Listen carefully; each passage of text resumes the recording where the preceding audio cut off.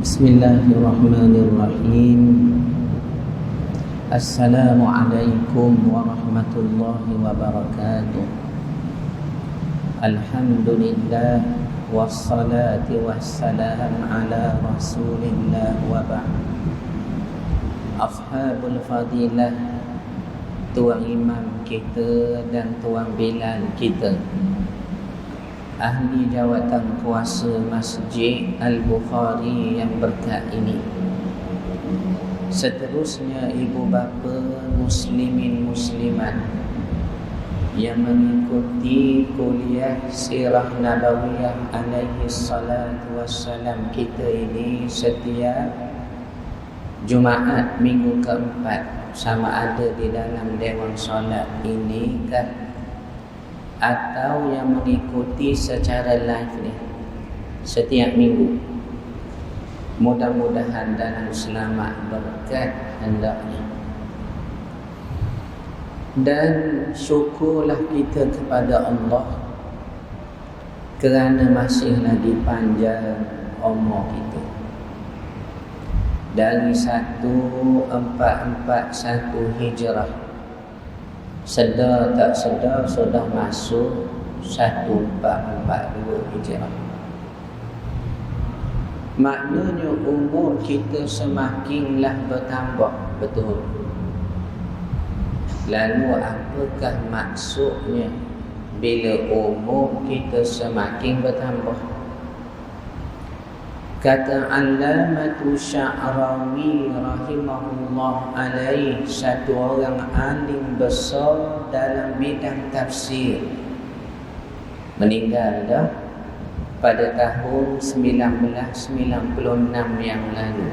Scholars dalam bidang tafsir, Allamatu Sya'rawi rahimahullah alaih, katanya apabila bertambahlah hari baru atau minggunya baru atau bulannya baru atau tahun baru, ia membawa erti semakin dekatlah pertemuan kamu dengan Allah Subhanahu wa ta'ala. Maknanya ibu bapa sekalian, bertambahnya umur, yakni semakin bertambah dekat pertemuan kita dengan Allah Subhanahu wa ta'ala. Pagi tadi sebelum subuh sampai satu perkhabaran kepada saya, meninggal anak buah umur 39 tahun. Umur 39 tahun. Apa sakitnya? Tak tahu sakit. Orang sukan berlari, hiking, naik bukit. Maka minum macam mana? Jaga. Sikit sangat. Kemarin bengkok kakinya.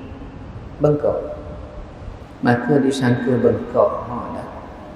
Barangkali kena ketik di nyamuk kah, kena ketik ke semut kah, ni bahasa Terengganu lah. Tuan-tuan faham tak faham terpulang dah.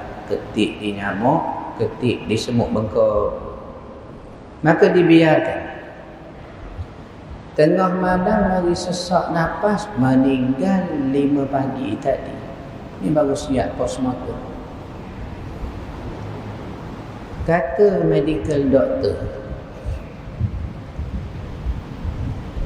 boleh jadi darah beku kerana bengkok kakinya, entah macam mana membawa kesan pada paru-parunya, sesak nafas, meninggal.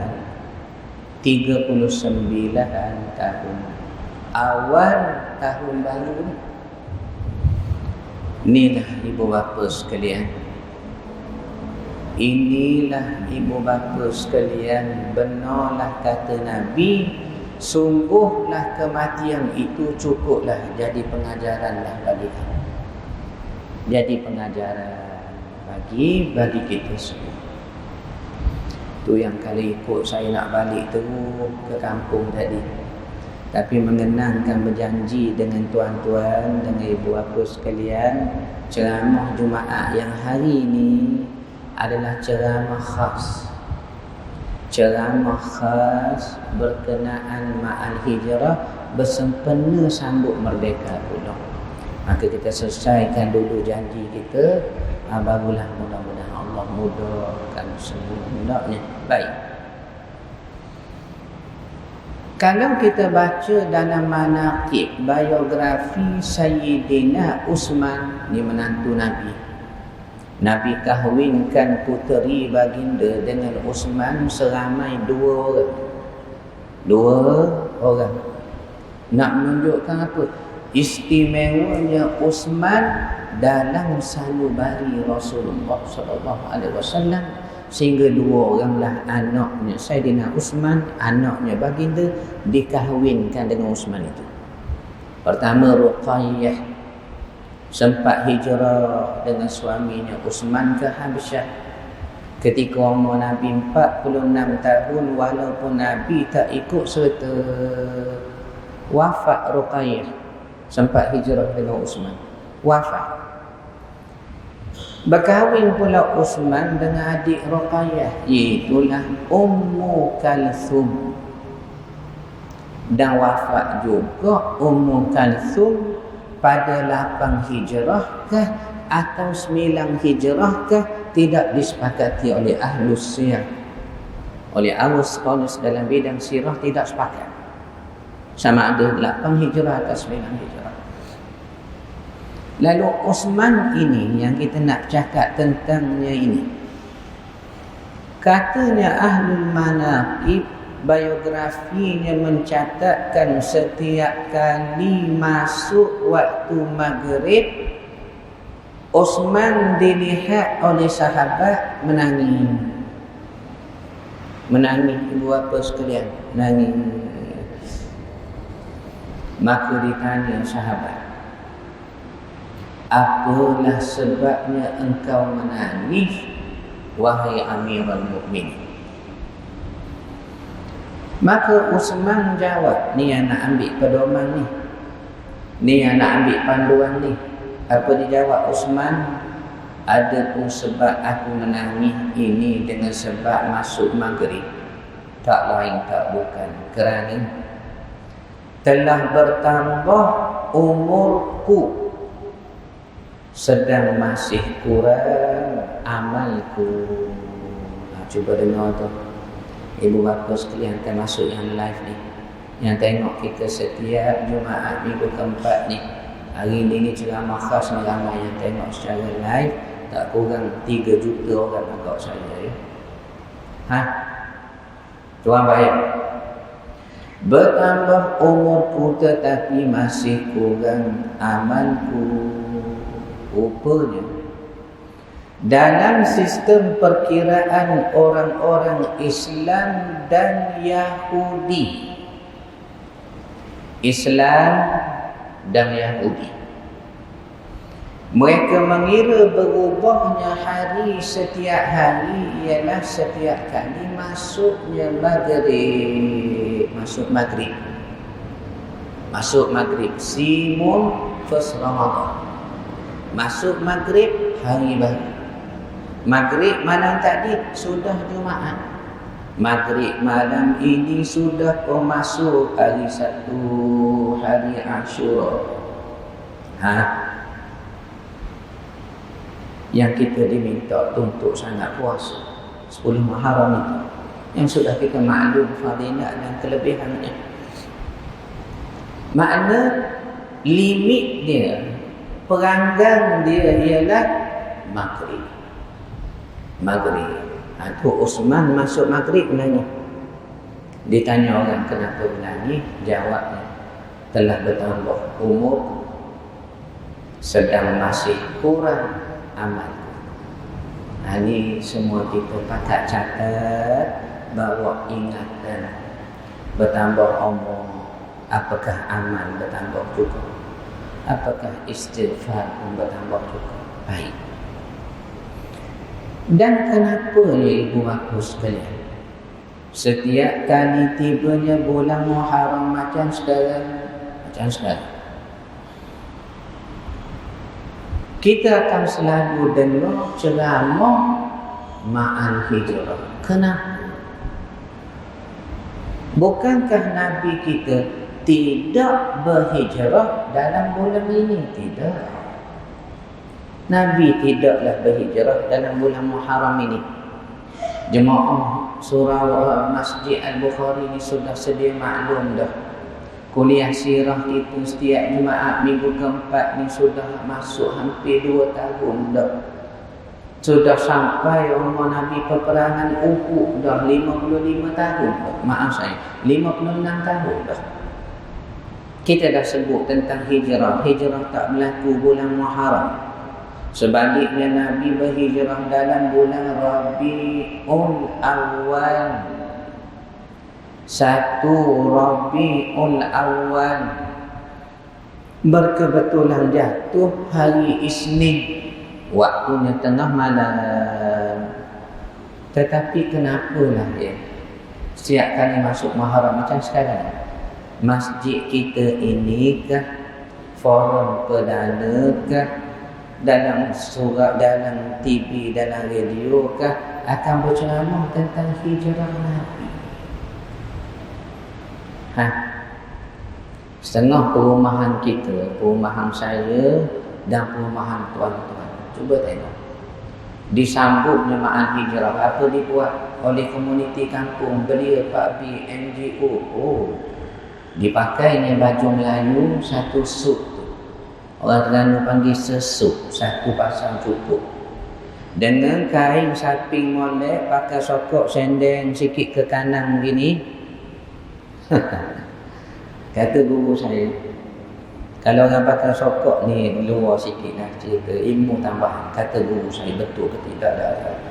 Kalau orang pakai sokok disendeng ke kanan, ni orang senang hati, orang sedang senang hati.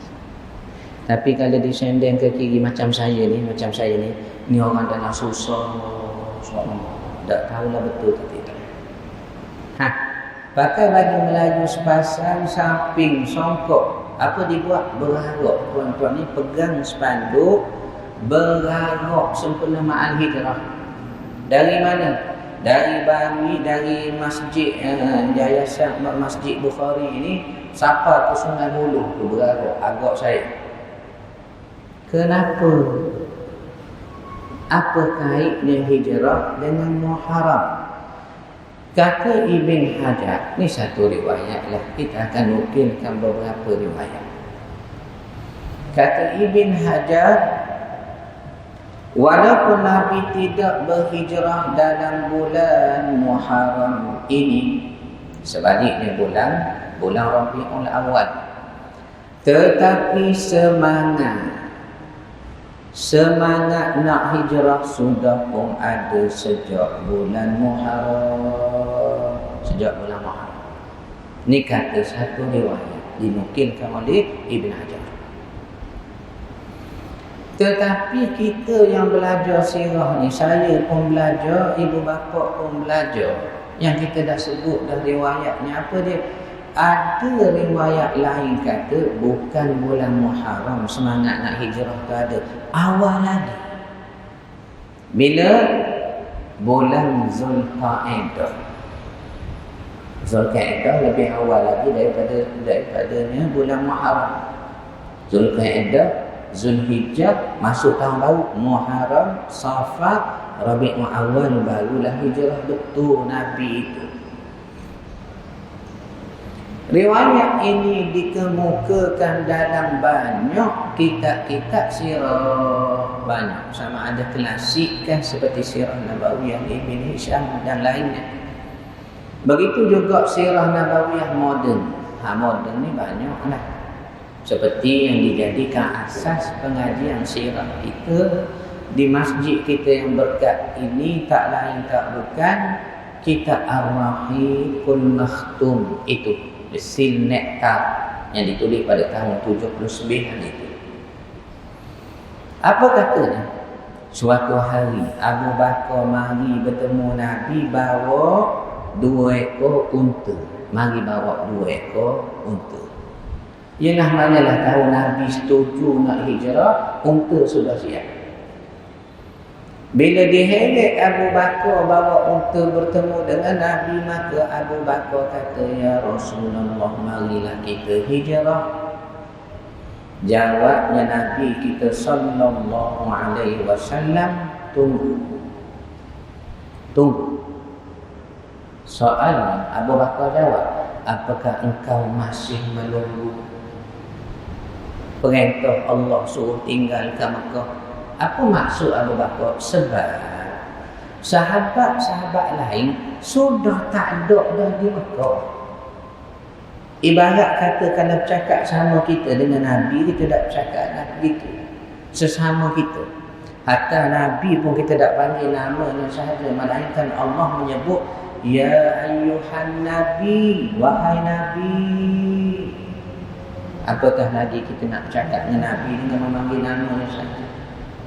Ayat Al-Quran menyebut seperti suratul Ma'idah, ya ayyuhal rasul, wahai Rasul, bandir ma unzila, sampai habis ayat. Nabi lain betul Allah panggil dengan namanya. Wa ma tilka biyaminika ya Musa, apa di tangan kanan kamu wahai Musa.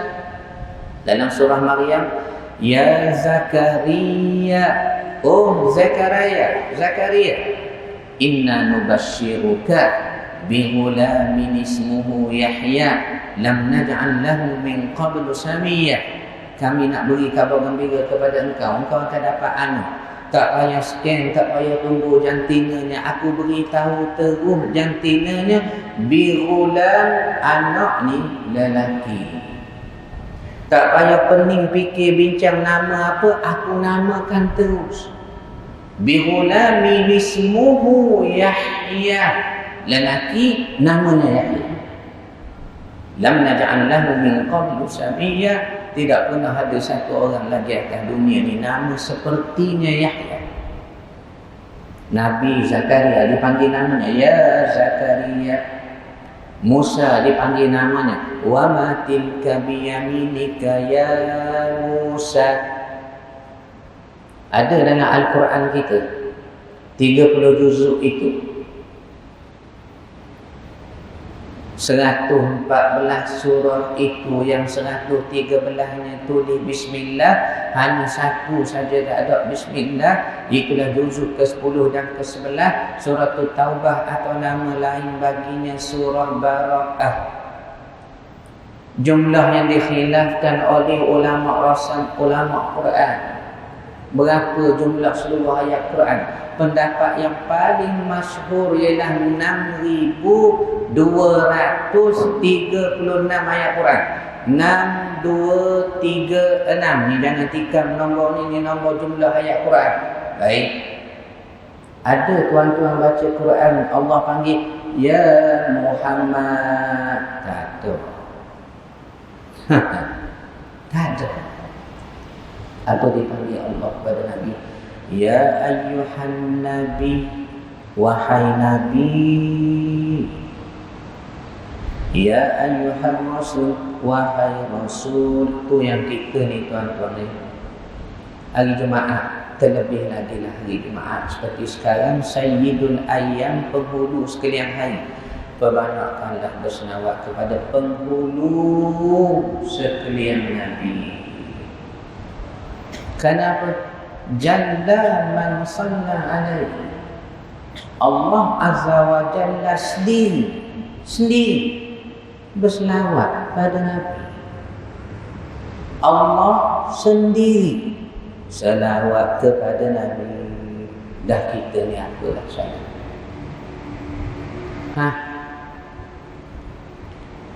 Maka Abu Bakar kata, apakah engkau masih tunggu? Nabi kata ya. Bila Nabi kata ya, masih tunggu, Allah perintah tinggalkan Mekah. Sedangkan sahabat sudah keluar dari Mekah setahun mendahului Rasulullah SAW dan Abu Bakar. Maknanya di Mekah ketika itu sahabat-sahabat tak ada dah ustaz, tak ada dah apa. Sayyidina Umar, mertua Nabi lagi sahabat pun tak ada. Tak ada. Sayyidina Utsman, menantu Nabi, tak ada. Kesemuanya sudah mendahului hijratul Nabi kerana Nabi suruh Allah perintah setahun lebih awal di Mekah ketika itu.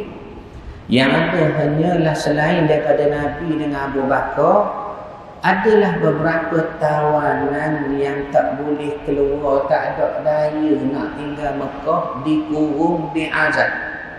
Sama ada fakir miskin kah, hamba abdi kah, atau orang merdeka tetapi dikurung kerana masuk Islam. Seperti Iyash bin Abi Rabi'ah. Siapa dia? Adik tiri Abu Jahal. Abu Jahal, pemimpin Quraisy kafir Mekah. Adik tirinya tumpang Sayyidina Umar nak hijrah ke Madinah. Malu dia kerana orang lain, dia sekat, dia lawan adiknya sendiri pula dah. Tinggalkan Mekah, sanggup menyusup keluar dengan Umar. Maka Abu Jahal, dia jejaki adiknya Iyas yang telah dapat keluar dari Mekah, nak hijrah, tumpang Sayyidina Umar. Waktu itu Iyas sudah sampai mana dah? Ibu bapa sekalian, Iyas sudah sampai kat mana dah waktu? Siapa-siapa dapat jawab, saya nak beli RM10. Bila dengar RM10, segar jemaah tidur pun bangun balik. RM10. Ya, kat mana sampai? Ke Kuba. Dari Mekah sudah sampai Kuba. Kuba kat mana? Pinggir Madinah. Yang kita dari Madinah sangguplah jalan kaki ke Kuba? Sanggup, tidak jauh. Kerana nak semayang 2 rakaat mengenangkan fadilat disebut oleh Nabi dan hadis sahih. Sesiapa bersolat 2 rakaat, yakni solat sunnah di Masjid Kuba, pahalanya seperti mengerjakan umrah. Mengerjakan umrah tu yang kita disemayang. Nak ambil pesanan baginda itu satulah fadilatnya. Dan nak tengok Kuba ni. Kuba ini masjidnya yang masjid pertama dibina oleh tangan Rasulullah SAW yang mulia itu. Bila Nabi bina 8 Rabiul Awal, hari Isnin juga pada waktu duha. Setelah 8 hari 8 malam Nabi hijrah, bermula 1 Rabiul Awal, hari Isnin malam dari Mekah. Keluarnya Nabi meninggalkan Mekah bersama dengan Abu Bakar dan Amir bin Fuhairah, budak yang kerja jaga ternakan Abu Bakar ikut juga, ya. Dipandu oleh seorang kafir Mekah, tetapi Nabi percaya pada dia walaupun kafir. Walaupun kafir, Nabi percaya padanya. Lalu Nabi bersetuju bayar upah, tunjuklah pada kami jalan nak keluar dari Mekah, nak pergi ke Yathrib, jalan-jalan potong, jalan-jalan pintas. Orang kafir. Sehingga terbentuk hukum bermuamalah dengan bukan Islam selama mana kita percaya kepada mereka, ada kejujuran, ketulusan mereka. Maka agama meletakkan satu panduan berdasarkan riwayat inilah antaranya. Rupanya memang betul. Dalam hidup kita ni, cuba perhati ibu bapa sekalian, jiran sebelah rumah contohnya bukan Islam, atau teman sepejabat kita pun bukannya agama Islam, bukan Muslim, kadang jujur jujur tu orang baik. Kadang kita sakit tengah malam dalam perut, sakit pukul 3 pagi. Isteri tak ada, kebetulan kursus di Pulau Tioman. Contoh, bukan betul, contoh. Seorang rumah sakit tengah malam. Kita telefon kat jiran sebelah rumah, "Kumar, tolong ambil saya buat pergi hospital." 3 pagi bangun, undur kereta. Papa kita daripada sofa buka, lepas tu masuk dalam bonet keretanya, bawa kita pergi ke hospital dia. Kita kata baik. Kita jogging petang-petang, selisih dengan bukan Islam sedang bawa pet dia tu, apa ni, anjing dia tu bawa. Dia tengok kita berlari maghrib, dia kata tak pergi masjid ke? Dia tanya. Itu dah apa lagi? Dia sebut pula, bukankah malam ini di masjid ada pengajian kitab hadis Imam Nawawi, kitabnya Riyadhus Shalihin? Allah. Contoh saya buat contoh. Ada orang bukan Islam jujur ada. Maka Nabi bayar upah kepada Abdullah, orang kafir nama Abdullah juga. Abdullah bin Uraiqit. Patutnya nak keluar dari Mekah, nak lari daripada orang kafir. Kenapa pula disuruh orang kafir juga yang tunjuk jalan? Ini terbentuk satu hukum di sini. Muamalah kita dengan mereka. Dengan syarat, tapi bukan maksud kita nak bahas hukum itu. Soalnya 8 hari 8 malam Nabi hijrah sehingga 8 Rabiul Awal hari Isnin juga. Riwayat kata waktu duha sampai di Quba, Nabi bina masjid Quba. Nabi bermukim di Quba 4 hari 4 malam. 8 campur 4 jadi 12. Isnin campur lagi 4 hari, Selasa, Rabu, Khamis, Jumaat. 12 Rabiul Awal hari lahir Nabi. Kebetulan tahun itu jatuh Jumaat, bukan Isnin. Nabi masuk ke Madinah. Okey. Quba dengan Madinah ni tak jauh. Iyash bin Abi Rabi'ah sudah sempat keluar dari Mekah nak hijrah, diburu oleh abangnya Abu Jahal, sudah sampai di pinggir Madinah, yakni Quba. Berhasil Abu Jahal jumpa adiknya, dibawa balik. Kemudian dibunuh di Mekah. Kita tak nak detail nak isu tu. Cuma nak kata apa dia? Kata ulama, kalaulah Abu Jahal itu seorang Islam, maka dia sudah dicatat sebagai muhajirin, orang berhijrah. Allahu Akbar. Dari Mekah sampai Quba boleh banyak 500 km, 8 hari 8 malam. Kalaulah imannya ada dan menjadilah dia orang berserah diri muslimin mukhlisina lahuddin, maka dicatatnya sebagai ayat Quran puji. Innal ladina amanu wal ladina hajaru wa jahadu fi sabilillahi ulaika yarjuna rahmatullah. Dalam surah Al-Baqarah. Dalam surah At-Taubah, satunya surah yang tak ada bismillah dalam Quran itu pun Allah puji juga. Ya, wal muhajirina min ansari wal muhajirina wal ansari alladhina ittaba'uhum bi ihsan radhiyallahu anhum. Mana Allah puji tetapi tidak beriman dia. Makna di Mekah hanya tinggal orang terkawal, tak boleh nak keluar. Sudah keluar dibawa balik. Itu yang akhirnya bila Allah suruh bergeraklah hijrah itu berlakulah dalam bulan Rabiul Awal. Sedangkan riwayat kata bila Nabi kata tunggu dulu, Allah perintah keluar baru kita tinggal. Abu Bakar membawa balik pula 2 ekor unta tadi, lalu diikat di sebatan pokok dan diberi makan daun-daun yang gugur dan kering selama 4 bulan. Tengok sirah kita sebut gitu. Diberi makan daun yang gugur dan kering selama 4 bulan. Hijrah berlaku Rabiul Awal, mengundur 4 bulan. Mengundur 4 bulan, tempoh diikat unta tadi sebelum digunakan pada awalnya Rabiul Awal. Safar, Muharram, Zulqa'dah, Zulhijjah, Zulqa'dah. Makna ada riwayat kata lebih awal daripada bulan Muharram lagi pun. Bila? Sejak Zulqa'dah lagi. Tapi tak apalah.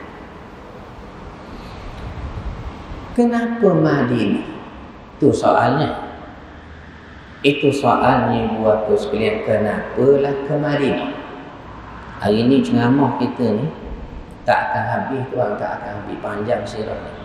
2-3 malam dah saya berkuliah Ma'al Hijrah ni. Dia berhenti mengajuk tengah-tengah jalan itu sebab panjang. Ni pun akan berhenti mengajuk ni. Akan berhenti mengajuk. Supaya jemaah masing-masing tak puas hati. Kerana tengah-tengah dengar berhenti mengajuk. Tak apa. Biar masing-masing marah. Biar masing-masing tak puas hati.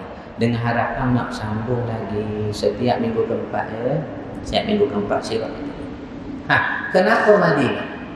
Tak boleh ke kita hijrah ke Habasyah? Bukankah rekod sudah mencatatkan Raja Habasyah ni ahlul kitab, lagi beriman, lagi sudah terbukti melindungi orang Islam. Riwayat tentang kita hijrah ke Habasyah ni, ada ulama sirah kata sekali ketika umur Nabi 46 tahun. Walaupun Nabi tak ikut, tapi Nabi suruh umat Islam pergi 12 orang itu. Menurut satu riwayat 8 lelaki 4 perempuan. Ada riwayat lain kata dah, bukan sekali, 2 kali. Kesemuanya dilindungi oleh Raja Habasyah. Dah kenapalah kita tak pergi berlindung kali ketiga? Contohnya ni jemaah tadi. Ataupun kenapalah kita tidak hijrah ke Syam? Ke Syam. Bukankah Syam ini ekonominya subur dan negaranya aman tentram? Syam ini merupakan gabungan beberapa buah negara seperti Jordan, seperti Syria. Kalau sekarang, dulu dipanggil dataran Syam, semenanjung Syam. Sekarang dah pecah jadi beberapa buah negara, masih dipanggil Syam. Antaranya Syria. Anak cucu kaum Ansar daripada kabilah Sa'ad bin Ubadah bin Sami. Ini orang-orang Syria kita yang diazab, dipenjara, dibunuh sekarang itu kaumnya Ansar, anak cucu kaum Ansar. Allahu Akbar. Mudah-mudahan berkat Muharram ni, berkat hari Tasu'a dan Asyuranya, Allah Ta'ala turunkanlah kemenangan kepada umat Islam ditindak dan menyembuhkan segala ujian bencana kepada kita seperti wabak yang kita alami sekarang. Ya, kenapa tidak ke Syam? Tidakkah Syam ni buminya subur, ekonominya subur, negaranya aman? Dah kita tahu mana subur dan aman. Al-Quran sebut, baca tafsir. Apa disebut oleh Allah? Li'ilafi Quraisy. Terjemah mudah, banyak dah kami beri kemudahan, kesenangan, kenikmatan kepada orang-orang Quraisy. Itu banyak dah. Antaranya ilafihim rihlatash syita'i was-sayf. Pada 2 musim ketika mereka berniaga, berdagang. Musim apa? Syita, musim sejuk. Wasayf, musim panas. Mereka dalam keadaan aman. Import bawa barang Mekah, jual di Syam. Dah untung, import barang Syam, buat balik jual di Mekah. Dalam 2 musim perjalanan mereka ni berdagang. Apa nikmat Allah beri? Aman, tak dirompok, tak dicolek, tak disambung, tak dibunuh. Ekonomi subur. Sehingga kan tidaklah ada orang yang meniaga di Syam ni boleh meniaga mudah-mudah, masuk, bawa payung, bawa meja buka, nak jual sekian, tak boleh. Syam ni terkawal dari segi perniagaan. Syam mengikut tafsir adalah empire perniagaan yang besar ketika itu. Siapa-siapa nak berniaga di Syam, hanya company yang listed sahaja boleh berniaga di Syam. Ini tuan-tuan ahli perniagaan sini ni tahulah. Tahu apa? Tahu kalau company listed barulah sekian-sekian keutamaannya, keistimewaannya. Ya, Syam empire perniagaan. Hanya company yang listed saja boleh berniaga di situ. Kalau saya ni bawa payung, buka meja, bawa lah apa ni generator, bawa speaker apa ni, tak boleh. Nak jual belebat ubi, cendol, lompat tikat, tak boleh, dia halau orang. Situ company yang listed sahaja. Antara company listed yang berniaga di Syam siapa? Khadijah. Maknanya Khadijah ni kaya tu. Kaya tuan. Baca manaqib, baca biografi Khadijah. Aset Khadijah, kekayaan Khadijah. Ini semua habis untuk Islam. Semua habis untuk Islam yang kita hari ini boleh berbangga. Saya Muslim. Buka kat dalam masing-masing tangan buka Islam. Antaranya Khadijah. Aset yang dia belanjakan untuk Islam banyak mana sehingga company-nya listed boleh berniaga di empire perniagaan dunia Syam. Katanya 1/3 kekayaan di kota Mekah milik Khadijah. Ulang sekali lagi tu boleh. 1/3 kekayaan di kota Mekah sama ada aset beku, aset cair, bukit, pasir, rumah sewa. Ni kalau cakap sekarang 1/3 milik Khadijah binti Khuwailid. Siapa? Adik keluarga Nabi. Khadijah ni dengan Nabi bertemu pada datuk dan moyang Nabi. Dari segi pangkat kekeluargaan Khadijah ni mak kepada Nabi. Dari segi panggilan mak sepupu ke, mak dua pupu ke, mak kerana datuk Khadijah bertemu nasabnya dengan moyang Nabi Hashim.